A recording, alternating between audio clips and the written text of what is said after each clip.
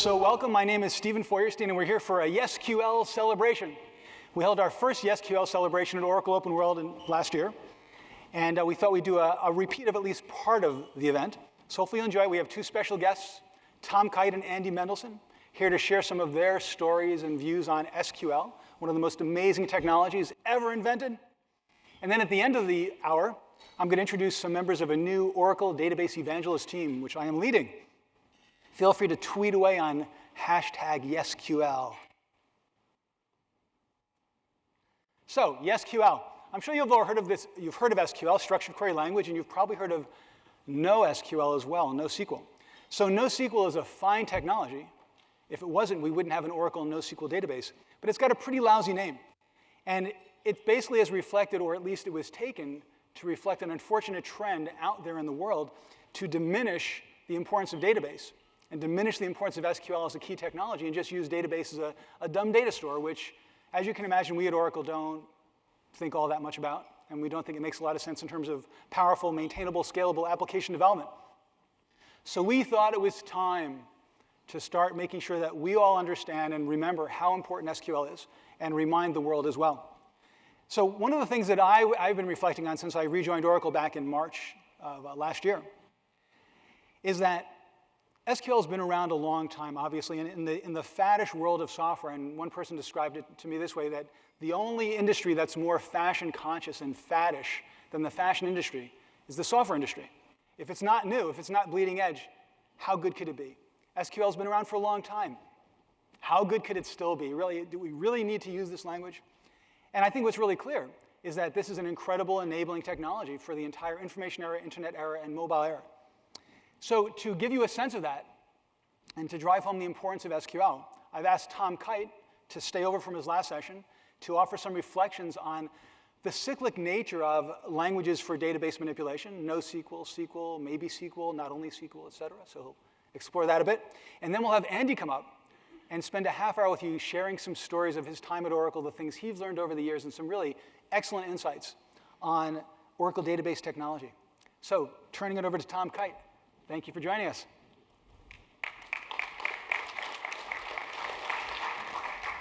So this is sort of a mini reprise of what I started my last talk with. Think of this question. Show me all the employees who make more than 10% of the total salaries in their department. Now go back to 1975. You're programming an RPG, COBOL, maybe even assembler. You got the employee file. How many lines of code do you think you're going to write to answer that particular question? It's going to be hundreds, if not thousands. And you know what else you have to do? You not only have to write the code to do that, you have to be an optimizer. Because you got to figure out, should I do this part first and then flow that into here? Or should I do this for, you know, looking at a complex query, trying to figure out what the join order is? How many people think they could look at a query plan, for example, for a given arbitrary query, and tell with 100% degree of accuracy that that is the perfect plan for that query? Does anybody have that confidence? Because if you did, I need you to see me afterwards. We need to hire you to become the optimizer, right? It's a really complex thing. Even if you're given a plan, looking at it and saying, yeah, this is the best plan ever, especially when it's a 15 or a 20-page plan, is really hard. That question, show me all the employees that make more than 10% of the salaries in their department, is rather trivial to answer in SQL. I just need like a subquery, a join, and things like that. That is something that in 1979 with version 2 of Oracle, you probably could have answered. Andy's going to have to verify that, but I mean, they had subqueries, they had joins, and it was rather revolutionary, you know? If you were programming in the 70s, I wasn't. I programmed in the 80s. But when I learned to program on a teletype. You know, if you wanted to program code, you were typing a line at a time. You couldn't see the entire program. When you backspaced, it actually went back a space and put an X through what you were looking at. It was rather primitive. And so for SQL to come out, and all of a sudden, you could ask questions of your data that you didn't even think to ask before because it was just too difficult. You had to write a program every time you were doing that. SQL was sort of revolutionary. And we sort of come back somewhat full circle, you know, because if you're talking about going after a NoSQL data store, you got JSON documents, key value pair. I can get a document out, I can put a document away, I can do simple queries. But if you want to do a join, who's doing the join? You would be doing the join. I mean, it'd be a lot like going after a vsam file again. I've got a key, give me a record, that record's got other keys, let me go walk those keys, and so on. No referential integrity, no constraints, no indexing, no nothing. That's sort of what the no in NoSQL stands for. All I want to do is be able to get, put, delete, and sometimes simplistically query some data. And that works great in a certain environment for some things, like a shopping cart. It works fine. For a payroll system, it's not going to fly, right? And so SQL really forms the foundation for all of this stuff. And do you really want your developers to be an optimizer? Do you really want your developers to know when they need a transaction and then how to program a transaction so that they have redo logs and undo capability and persistence, and they can data guard this stuff and they can do all that other things that the database does? It's a bit liberating once you know the language. You know, I've got examples, I keep them filed away because I really like the queries, but I can't throw them up on the screen because the font would be really, really tiny to see them. But way back in the day, anybody remember Palm Pilots? They had 64 kilobits of memory, and they used to do this thing called a Palm Sync. Well, back in the 90s, I wrote a Palm Sync. It's synchronized with a calendar database and an Oracle database. It was one line of code. It was one SQL statement. You could take the contents of the Palm Pilot, join it with the contents of the Oracle database, and it generated all the change records needed to be applied to the Palm and all the change records needed to be applied to the database. One SQL statement. Took a little while to debug it, but it's like debugging any other program, but it wasn't hundreds of thousands of lines of procedural code all over the place. It was just one thing. And it ran amazingly fast. A lot of people are shocked sometimes at how fast SQL can actually run, you know, but as long as you've got the right structure, the right schema in place, SQL can basically outperform anything, any sort of procedural approach. You know, I've got a slide, I should have stuck it in here. Let's say you come up with an operation that takes 1 millisecond, and you need to do it 5 million times. You know how long that is? It's an hour and 20 minutes, give or take. Now do it 50 million times. Now you're talking 10 hours. Now do it 500 million times. Now you're talking over a day. You need to do it 5 billion times, 5 trillion times. The old procedural processing that we've been throwing at databases for years doesn't scale up once you get into trillions of records or even billions of records. Would you give me a SQL statement that needs to go through 1 trillion rows? Given the proper hardware, and say an Exadata environment, I can process 1 trillion rows very quickly using a single SQL statement. But if you ask me to go row by row, procedural code, it's not going to fly. Sorry to keep saying this, Steven, because you know he's the PL SQL guy, if you will, and I'm sort of the SQL guy. But if you bulk up your SQL, you can do things in an amazingly short period of time. Hopefully some of you saw the previous session where I was showing you some of the cool things you could do in SQL.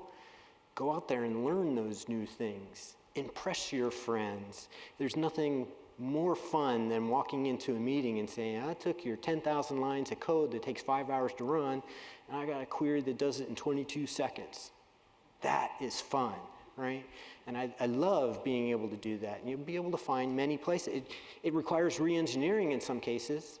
Right? I got to understand what I was trying to accomplish and then re-architect it. But by making major changes like that, you can go 1,000 times faster on the same hardware. Okay, so now I'm going to turn it back over to Steven. And thank you very much, and see you guys later. Thanks, Tom. Thanks. So yes, it's true. Several years ago, Google, Facebook, many different vendors said, we don't need SQL. We've got a better, faster way to do what we need to do in terms of scaling up for massive numbers of users, enormous response time with the data that they had to deal with. And what happened is that people came around and said, wow, well, we got this database technology. It's pretty good for what we need. But writing applications against it, really, really hard. What we need is a language that allows us to query the data at a high level in a declarative fashion. We need SQL, but now we'll call it new SQL or whatever it's going to be. Bottom line is, SQL is a fantastically powerful technology. It's been around for a long time. It's going to be around for a long time to come. And what I'd like to do now is invite Andy Mendelsohn to come on up. He's an executive vice president for database server technologies.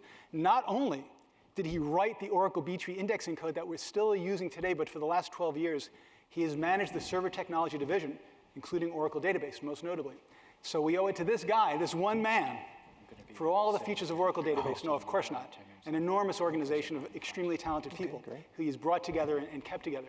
Also, part of my favorite aspect of Andy's history, co-designer of the Oracle PL/SQL language. Yes, that's the only thing I know, so I tend to talk about it a lot. And I'm really glad we chose Ada as the model for it, et cetera, but I certainly subscribe to Tom's mantra. Do it in SQL. If you can't do it in SQL, do it in PL/SQL. If you can't do it in PL/SQL, then whatever. So what we're going to do now is have a special treat of Andy sharing stories from the last couple of decades of working with Oracle database technologies in general. And we'll have a lot to learn and be very entertained. Andy, thanks for joining us. Steven. Hey, good morning, everybody. Let's see. Okay. So Steven asked me to do some storytelling today. So I'll be happy to sort of tell you some stuff about the old days and maybe get up to the new days. And Tom was talking a bit about SQL and why it's been so successful. And I thought I'd put up this slide as just sort of a backdrop for my storytelling. But the interesting thing that you see here is that relational database concepts was invented, I think in the late 60s. There was a paper by E.F. Codd. And then there were various research projects in the 70s at IBM Research called System R, and one at Berkeley called the Ingress Project. That was led by Professor Michael Stonebreaker, who's still very active to this day, starting up database companies. But relational database technology is very unusual, right? From a software standpoint, software ideas usually come to market. They're really hot for 3-5 years. They mature, and then you just forget about them. Like, yeah, we use C, and yeah, there's some new standard, but nobody cares about it, and et cetera. But the technologies will last for a while, but they mature, and they pretty much go dormant. Relational databases have been very unusual, and SQL relational databases, in that they have been evolving steadily as we go from one computing generation to the next. So they started out in the mainframe days and went to mini computers, then client server with the PC, the internet came along, and now we're into the era of cloud and big data. And SQL and relational databases continue to evolve as you go from one generation to the next.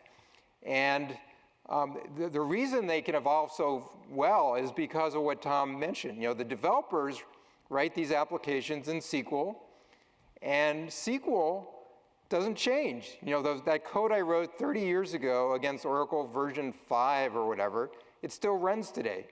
And it just runs faster, and it runs in parallel, and it uses column stores, et cetera. But it's all transparent to me as a developer. I just specified what I wanted, my result set, and the query optimizer and the query runtime, execution runtime, just figures out the best way to run it for me. And as I go from one generation to the next, it just gets better and better.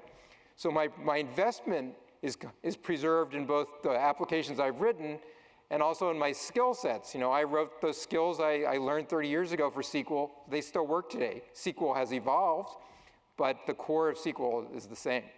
And so that's one of the real secrets. This whole declarative, sort of basically functional programming language style of SQL is what's really unique, and it's what let developers work at a very high level of abstraction. And then my developers, who write the query optimizer and the query execution runtime, they are allowed to innovate under the covers and constantly evolve the product under the covers as we move from one computing generation to the next, and make the product relevant for each new computing era.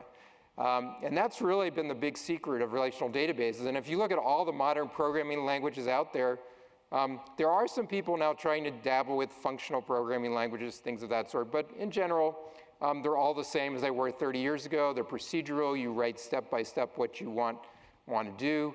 And that's great. Your program works great, but it doesn't really naturally evolve from generation to the next generation like relational SQL queries do. Okay, so I'll tell a couple stories from the old days and move forward.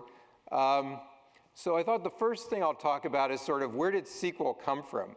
So the concept of relational databases, came in the late 60s, early 70s, but SQL wasn't there. If you look at that original paper by Kyte, it's very academic. He was a mathematician, and it's all about, relational algebra and relational calculus and all kinds of other stuff. He didn't really have a language in mind.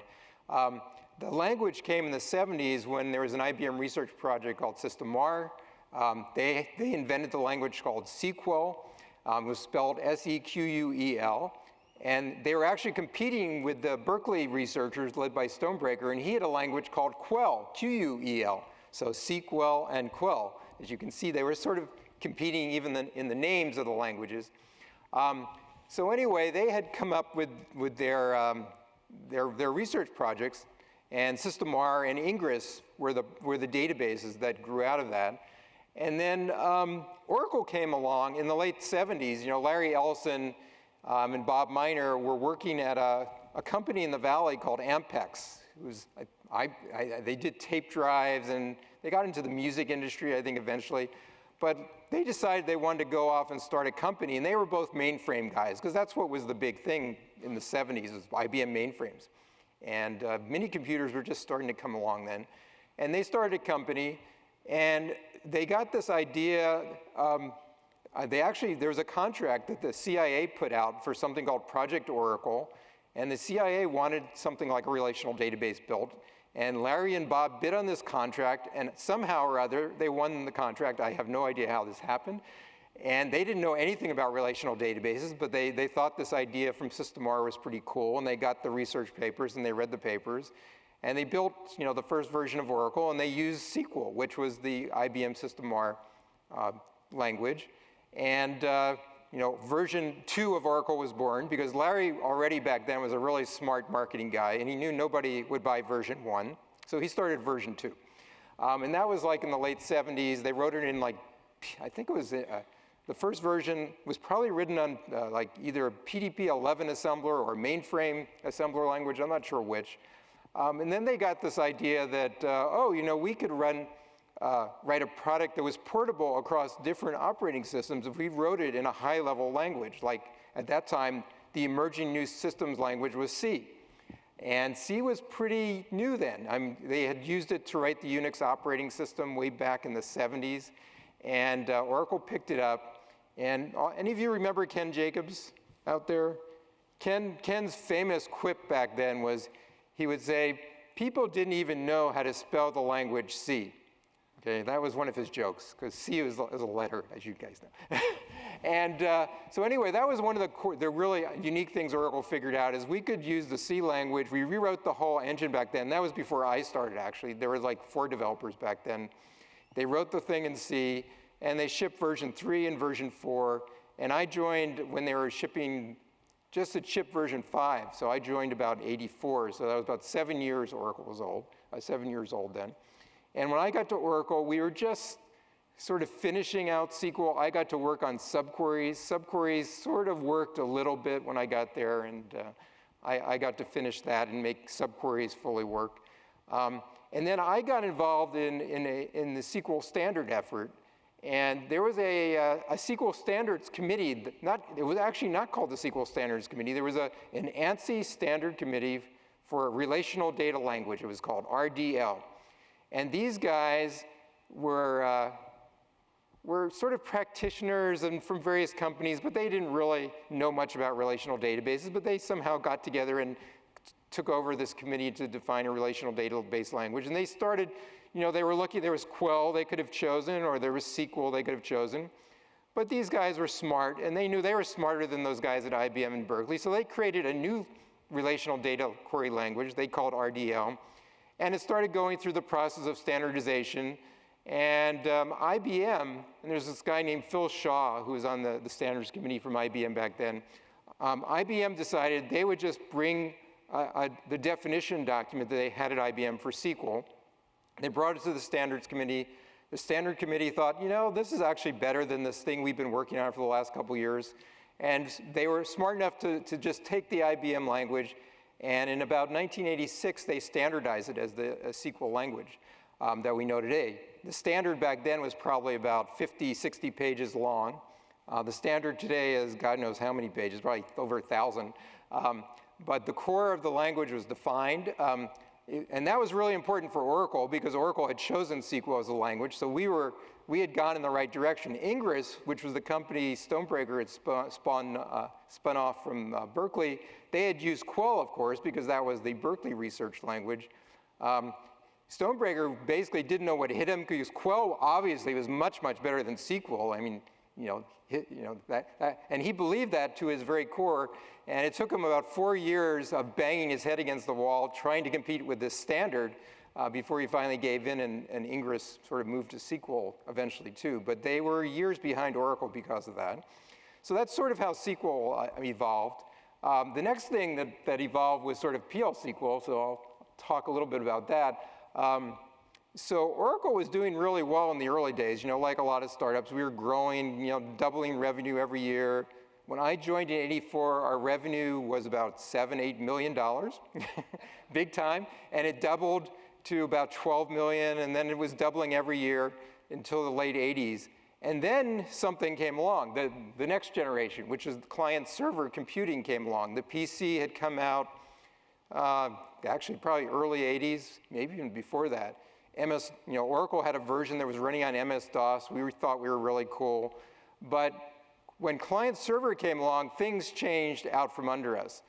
Suddenly, in the mini-computer mainframe days, the application and the database were all co-resident on the same server. There was no network between the application code and the database. So we didn't worry about minimizing messages between a client and a server, which is what became really important in the PC era. We were just implementing an API, but then along came Sybase. So Sybase was a startup in the mid-'80s, and their big idea was they would design a database from scratch for client-server computing. And they came up with these ideas for minimizing messages issued from a client to a server. And they came up with this key idea, stored procedure. I can issue one message, I can invoke a procedure on the server, do a whole bunch of operations, and then come back. And they invented this language called Transact SQL, which is also the language, of course, SQL Server uses because Microsoft ended up buying the source code from Sybase for SQL Server, which is another story I won't tell today. But anyway, Sybase came out with stored procedures, and they also had this other innovation called triggers. Triggers also let things happen on the server side without any messages over the network. And triggers were used to implement things like referential integrity. And so Oracle, although we had a really powerful OLTP engine that we had rewritten for version 6 in the mid-'80s, and that's when I did my B-tree rewrite, and we added things like consistent read and row-level locking. It was really cool stuff. We had a great back end, but over the network, we were very inefficient. We would send, every API call was, bind this value and fetch this row. Everything was generating lots of messages. So we had to scurry about to try to re-architect the product and basically make this transition from the mini-computer era to the client-server era by re-architecting the product. And while we were doing that in development, the business completely collapsed. And by the early '90s, Oracle was virtually bankrupt. I mean, we went from doubling every year to, I think our revenue grew only like 20 or 30%, which is good today. It sounds good, but back then that was a disaster. And Larry actually had to send this guy, Ron Wohl, to Japan. Ron Wohl, some of you may know, ended up running the applications business for many years at Oracle. And Ron went to Japan. He managed to get an investment from a company called Nippon Steel, which is a steel manufacturer. And they invested in Oracle. We managed to have enough money to get out the next major version of Oracle, which was called version 7. And version 7 came out in about 1991, 92. And version 7 was where we introduced PL SQL stored procedures. PL SQL actually came about was actually shipped in version 6 as well, but there was no stored procedure notion. It was just something we called anonymous blocks, where you'd send this PL SQL to the server and it would come back. And but in version 7, we had the full thing. We had stored procedures and we had PL SQL, which is of course much, much better than transact SQL. And we added triggers because Sybase had triggers, but we also added declarative referential integrity constraints back then, which was much better. You didn't have to program triggers. You could just say, here's a foreign key, here's a primary key, here's the constraint. With Sybase, you had to write these complicated triggers to do the same thing. And then we added declarative two-phase commit back then. You could just say commit, and if it was a distributed transaction, it would do all the two-phase commit under the covers. With Sybase, you had this complex set of APIs to make two-phase commit work. So when version 7 came out, we really blew Sybase out of the water. We leapfrogged everything they had, plus we had this great sales force that went out there, and in a couple of years, we pretty much dominated what was the relational database market back then in the early 90s. Okay, so that got us through the client-server era. We were doing really well. And then from client-server, we sort of evolved into the internet as we went into the mid-90s. And companies like Amazon.com came up back then, eBay, Yahoo. They were all big Oracle customers. And we had to evolve the product, of course, to deal with the demands of the internet. But the internet wasn't really that much different from an architectural standpoint. You still had a server running the database. Now you had an application server running the application instead of the application running on a PC necessarily. But from a database server standpoint, it wasn't a big change. So we didn't have a big challenge in the market for a technological reason. But we did get challenged by competitors again. And so, Ingress was the early competitor, then Sybase came along. And in the internet era, the emerging competitor was actually Informix. I'm sure a lot of you remember Informix. There's still people using it, I'm sure, out there in the audience. We sort of tangled with Informix as we started, in the early days of the internet era. And Stonebreaker was still, of course, very active. He had already formed Ingress, and that company didn't do real well. And he went back to Berkeley and went back to doing research. And his new research project was called Postgres. And Postgres was about adding object relational capabilities to relational databases. So before Postgres, relational databases just stored rows with scalar values. A number, column, value, or a date, or a string. That's all relational databases could do. But with Postgres, we added object relational capability.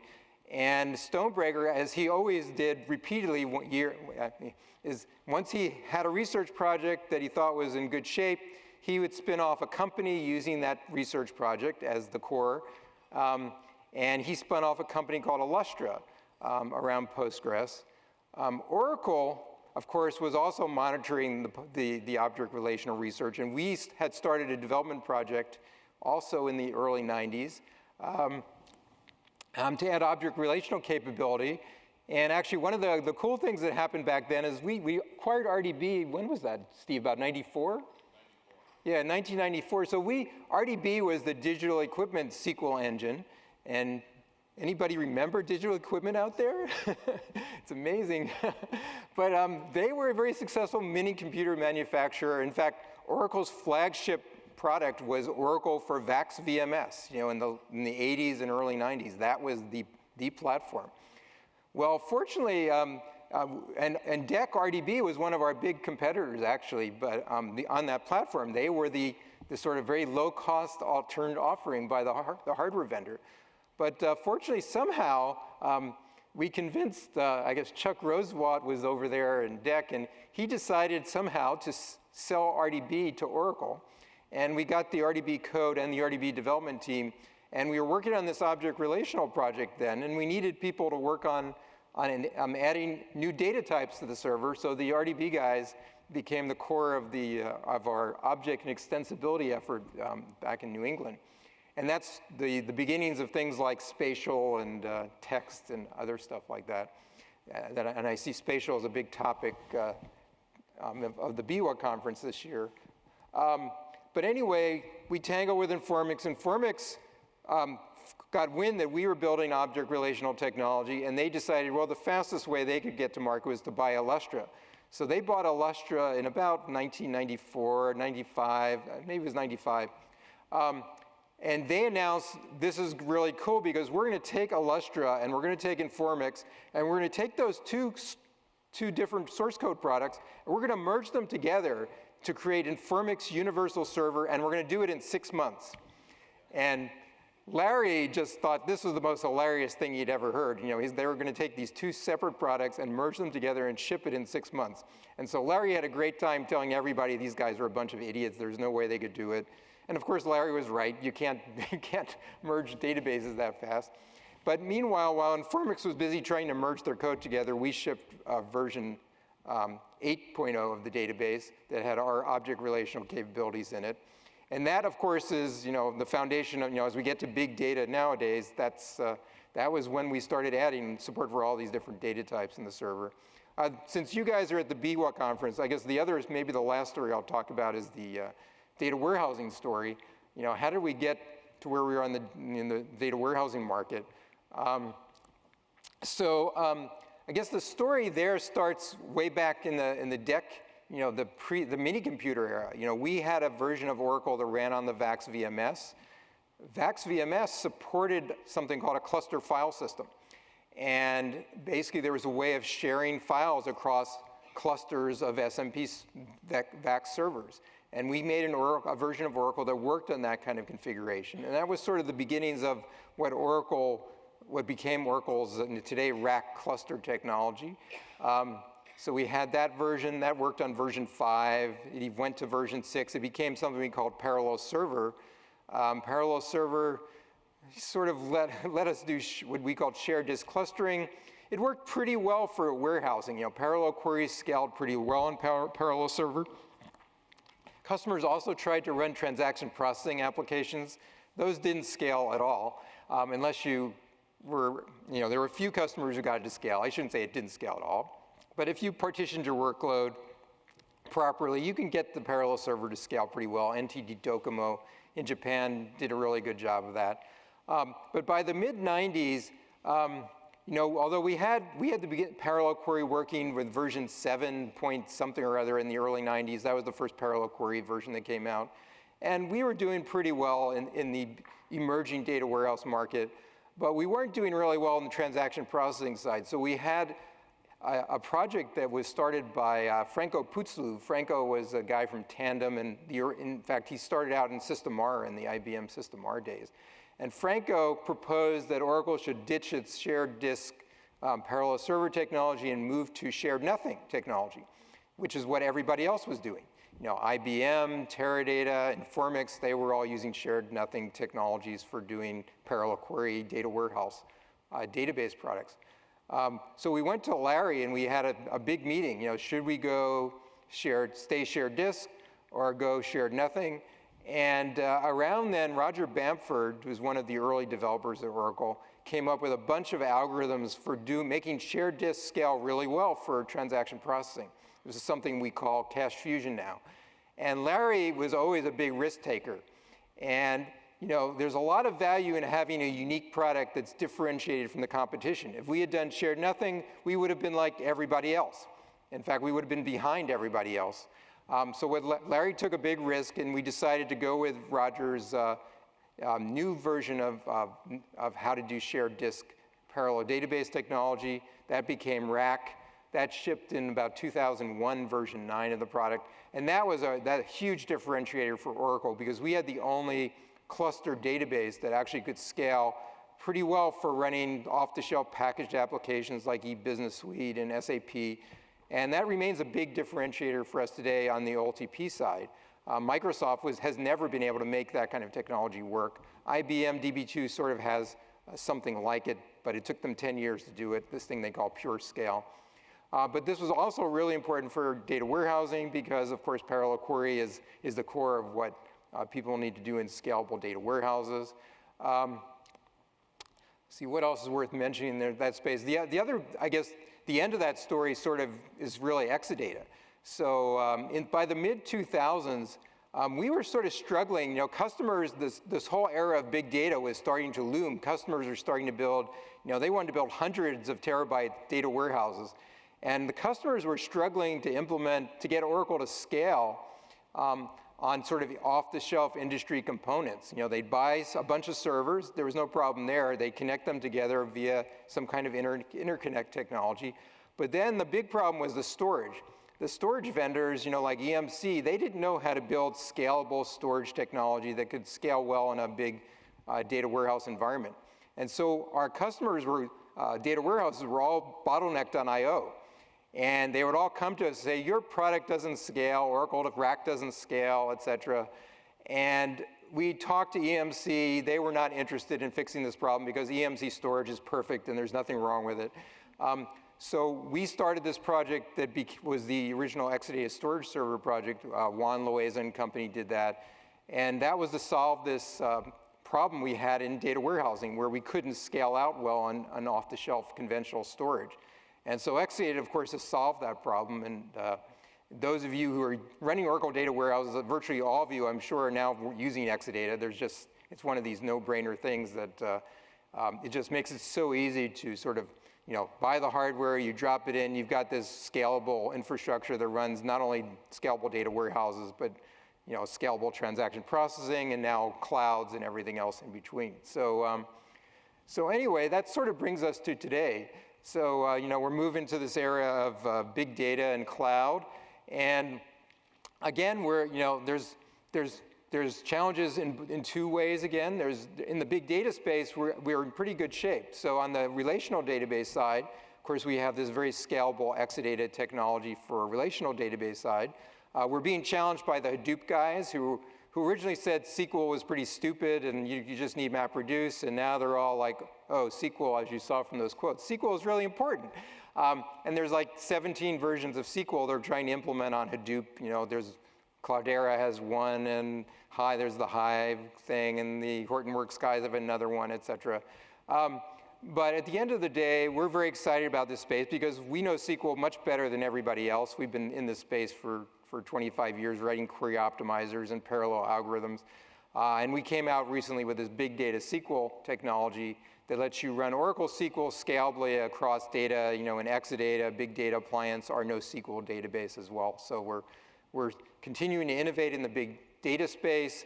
And then as we go to the cloud, the other big thing, of course, we did was 12c multi-tenant architecture, which is a major new re-architecture of the product. We went through every component of the database, re-architected it to support multi-tenancy that makes Oracle a great database for clouds, whether it's a private cloud or a public cloud. So again, you know, we think we're going to do a good job transitioning as we go to this, as we're in this era of big data and cloud, but there's lots of challenges. And I think, you know, 30 years from now, I fully expect the SQL technology is going to be there.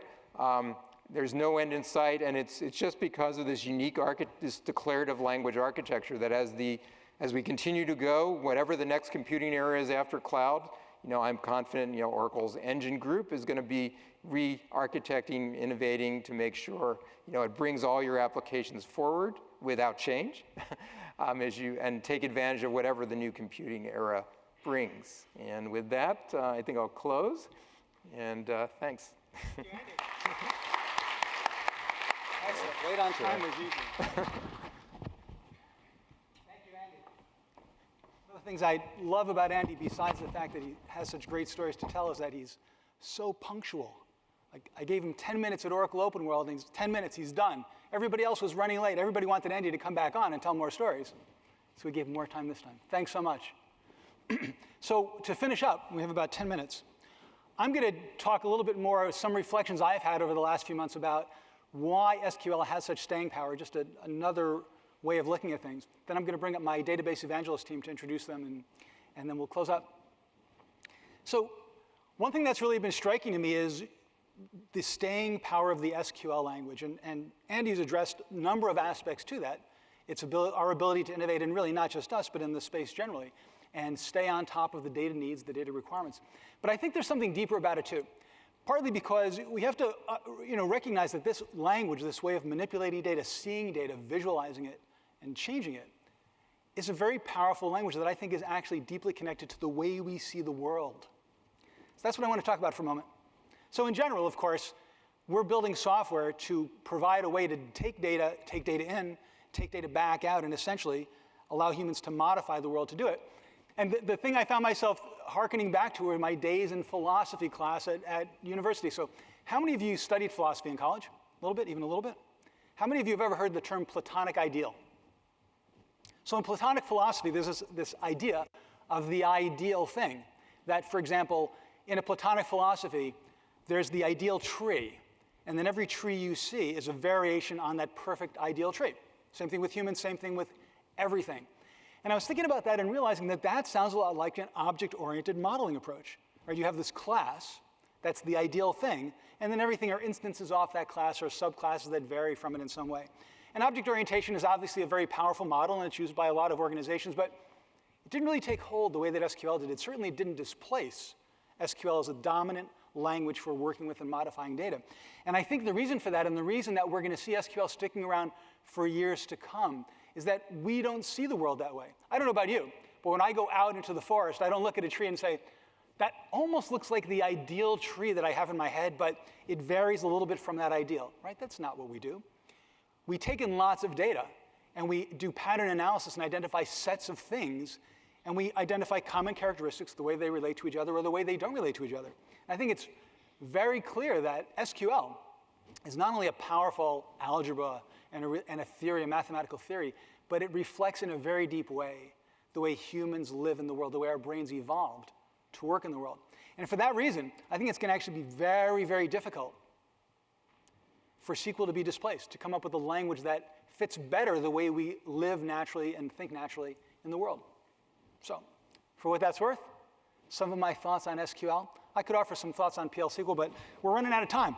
And the next thing I want to do is talk about the Oracle Database Evangelist team. So, back in March 2014, I rejoined Oracle after 22 years away. Very exciting moment for me and for, of course, Oracle too. And I thought I'd pretty much be doing the same thing, PL SQL evangelizing, writing about it, reading, writing, doing videos and so on, and I have been and I will be doing that. But I also was invited by Andy Mendelsohn and Thomas Kurian to lead a team of evangelists. We have a very specific mission, and that is to help our current users and the next generation of users, especially those 20-somethings who are building all those amazing apps, to fully utilize the Oracle database technology for application development. As you probably know, and this is true across, I imagine, any software platform, any software technology, you learn enough to get the job done, and very often you stabilize what you leverage and what you know about in that language. And we come out with more and more amazing new functionality, but a lot of people don't use it. So I'll commonly be doing a presentation on PL SQL at Open World, and Bryn will be in the back listening to me and correcting me when necessary. And I'll ask questions like, who's using addition-based redefinition? Who's using compile time warnings? This, that, and the other. And very few hands will go up. Now, on the one hand, that speaks to the power of the base language of PL SQL. And SQL, we can have the same experience, I'm sure Tom does, when he tries to find out who's using what. So obviously, we're getting by and we're succeeding with this technology, but there's a lot more we can be doing. So my team was pulled together basically to help us all leverage this functionality more effectively, to build new kinds of multimedia content, to build new kind of how-tos and resources to help you get your job done better and fully utilize all the both basic and advanced features of PL SQL, SQL, and the other app dev features of Oracle Database. So part of our mandate is to kind of change the way we communicate and hopefully entertain as we train you. So just to give you a sense of the kind of stuff we're thinking about doing. Hi, I'm Steven Feuerstein, and I write practically perfect PL SQL.